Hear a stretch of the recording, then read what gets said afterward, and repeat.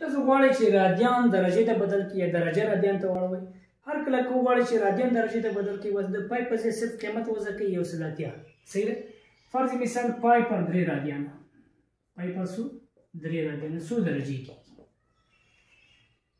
دلته به ډایرکټ د پای په ځای قیمت 180 وضع کوئ. خپله تاسو ته شی درکوي، تاسو ته به درجه درکوي چې څو درجې کېږي. صحیح ده.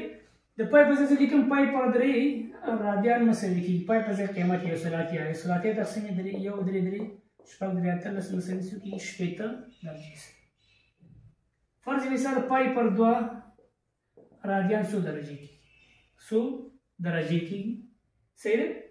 د پای په ځای څو لیکو 180. پای پر 2 خپله پای په ځای قیمت 180 تقسیم 2 مساوي څو کېږي 90 درجې. هر کله که ته غواړې رادیان درجې ته واړې صرف د پای په ځای څه وضع کوئ 180 لیکئ. کله چې د پای په ځای 180 ولیکئ تاسو څه درکوي درجه. خو که چېرته ته غواړئ درجه رادیان ته واړئ بیا به په څو کې ضربې پای پر 180 کې به ضربې په څو کې پای پر 180 کې. فرض مثال زه غواړم 180 درجې دغه 80 درجې رادیان ته واړم څو رادیان کېږي.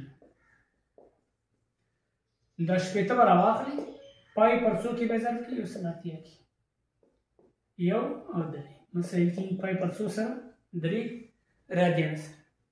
یا 90 درجې ته راخلئ بېرته چشتیاړئ رادیان ته چې 100 رادیانه کېږي.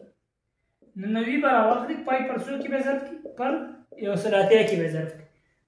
پای پر 180 کې ضرب وي اختصار کېږي 1 90 2 پای پر څو رادیانه کېږي 200. هر ډول چې وي کله چې تاسو همیشه دا یاد ولرئ کله چې غواړئ رادیان درجې ته واړوئ د پای پر 180 لیکئ. که درجه رادیان ته واړوئ پای پر 180 کې څه کوئ ضربوئ. ځان سره ولیکئ.